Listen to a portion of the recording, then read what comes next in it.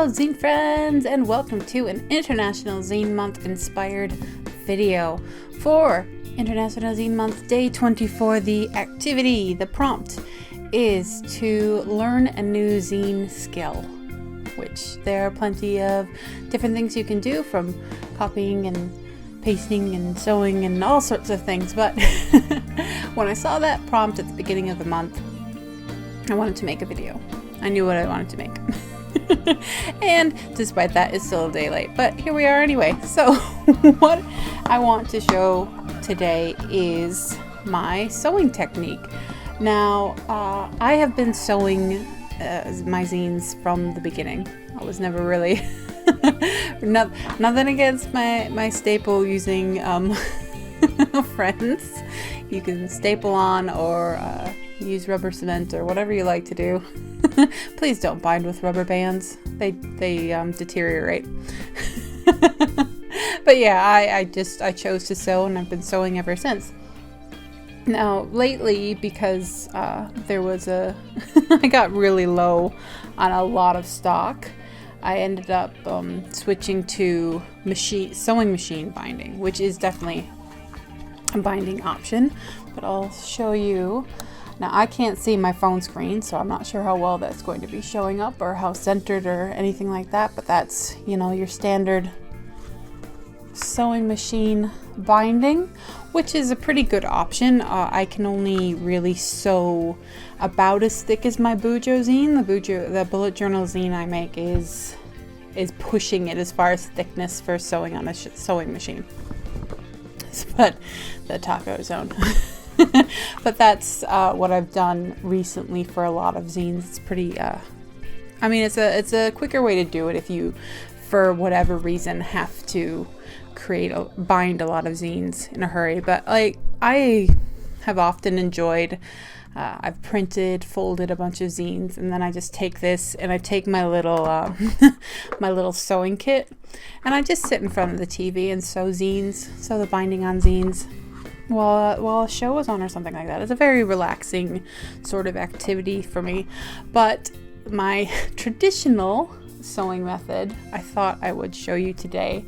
Now, I'm looking over there because I did need a lot of stock very quickly, but I do believe I have a zine that has my traditional sewing style, and I'll just go grab it.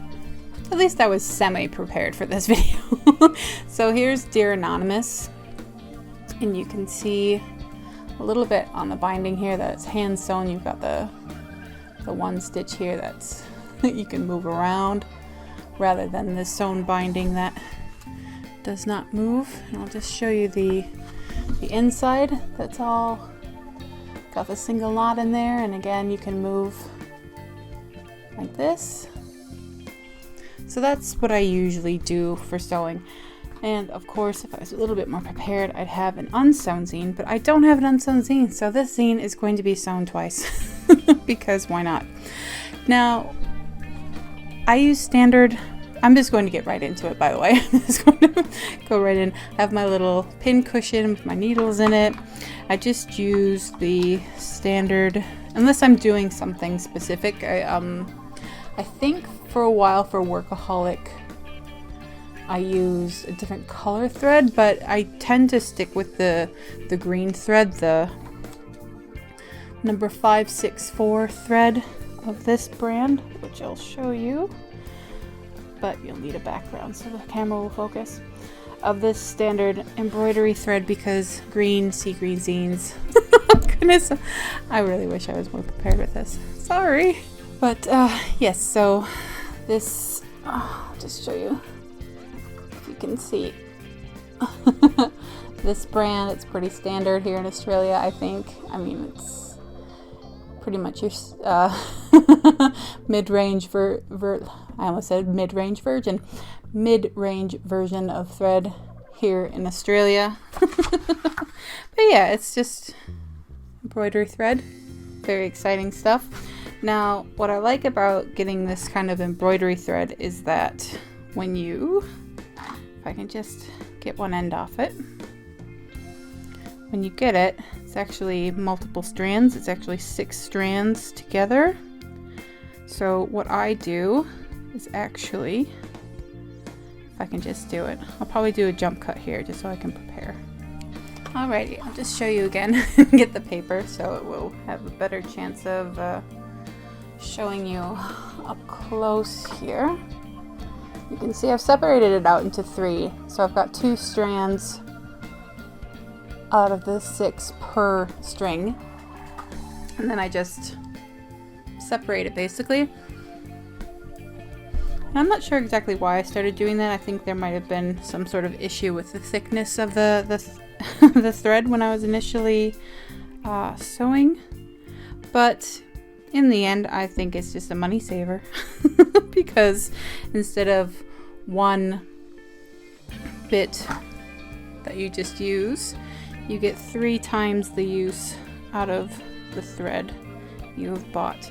So what I'm going to do is just separate out 2 strands from the rest of it, and I will thread my needle and jump cut again.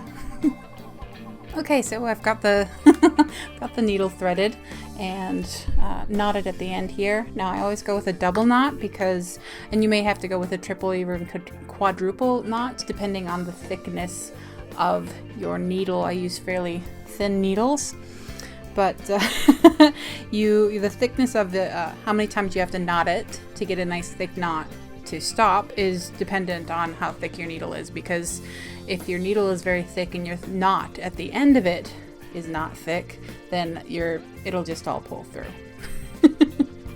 The things I never thought about before for zines. So all I do is I make sure I have my zine folded, because it's going into the crease makes it easiest. So the first one, oops, and you always come, because of the way you go in and out, I always start from the inside going to the outside. And it's just easier. pushing through from the inside, pushing into the crease of the paper. It's much easier. So what I do is I just start in the middle. Now with thicker zines, I did actually at one point get a paper puncher, just because if you're making a lot of zines and you're sewing a lot of zines in one night or across a few nights, it can be very useful to have a paper piercer. I think I called it a paper puncher, but it's paper piercer. So it's kind of just like a needle with a wooden handle to make it easier. But when you use a paper piercer, you have to again be careful, because paper piercers can often be bigger than the needles you might use, and thus you have the same problem again with the size of your knot. If it's not big enough, it'll go right through the hole that the paper piercer made. I really didn't know I'd have much to say about this, but yes, I just go right through the middle there. Comes all the way through. Easy peasy. Oh, I have to sneeze. Oh, goodness, sorry about that. Sneezes. So right through the middle. And then what I do to make it easier on myself is I tend to go like, I don't know what that is. That might be 1/2 inch? Not sure. It's not an exact science. I'm not sitting here measuring how far I go in, but I just don't go too far to the edge. And I just pierce a hole again through the crease, but I don't go all the way through. This is just, again, me saying it's easier to punch into the crease than come in from the outside. So I just make the hole and then I pull it back out. So then it's so much easier to come in from the outside into that hole. Boom. And we're in. We're back in. And then from there, it's easy. You go right back through that central hole you made. I'm just going to go right through it again. Boom. Out through the center. And then again, about maybe 1/4 inch in, not an exact science, I make I'm flipping this scene all over the place. Again, I make a hole just because it's easier to punch from the inside. And then from the outside, go in. Boom. And once more in through the center. And out. See, it's a pretty easy peasy sort of binding, I think. It's pretty secure because you're going through the ends, and you go through the middle a few times. And once you're through the middle on the outside, all you do is you're going to make another knot. But don't just make another knot within the thread. What I do is I actually go under. I wish I had an overhead because this would be easier. But what I do is I go under this string and then under this side, and then you've naturally made the loop, and then go through that and tie that in. Then you've got a knot that secures, better secures the top and the bottom as well. And I will usually do that about twice as well. Sometimes more, depending. But yeah, just try to do it this way. Underneath this one, underneath this one, and then through the loop. Tighten. Easy peasy. And then I don't have my little scissors with me, but I will do that later. So there we have it. I think that's it's definitely my my binding method of choice. I like sewing machine binding. It's perfectly fine and acceptable, but I don't know. It's kind of like when I bake and do things from scratch.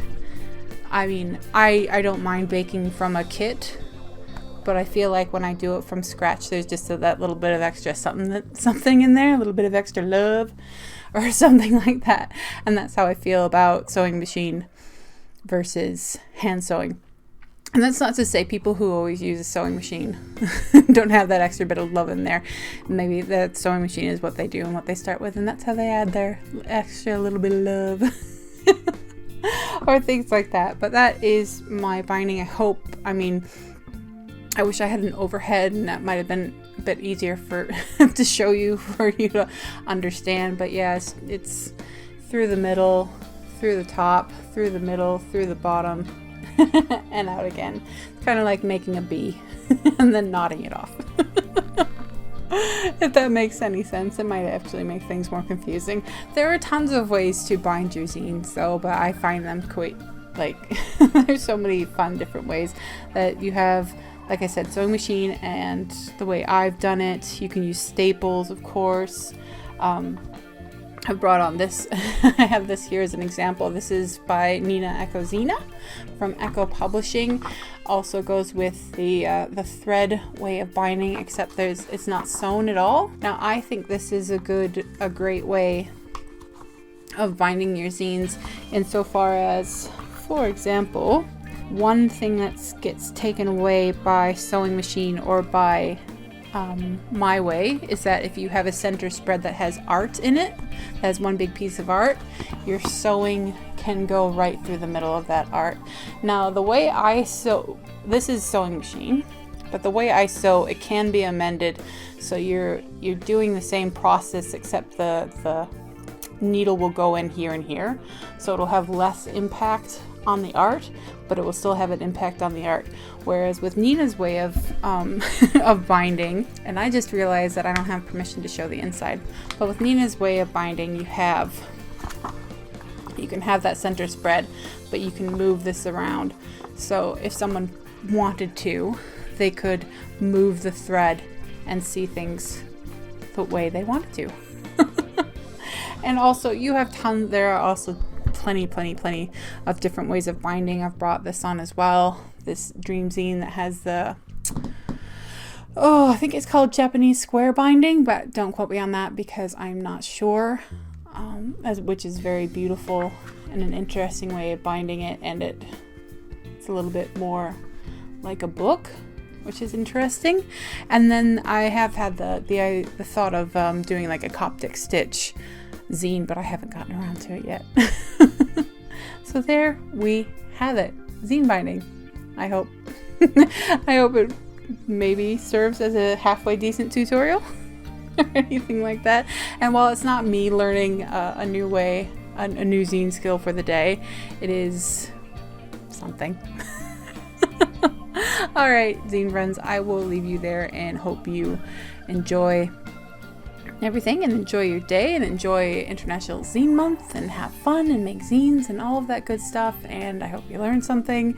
And if you want me to make a better video about how I bind zines, you can feel free to let me know, and I'll try to I'll try to do something a little bit with a bit more preparation and everything. So anyway, until next time, have some fun, make some zines, send some mail, enjoy the day, say hi to a friend, and spread a little sunshine.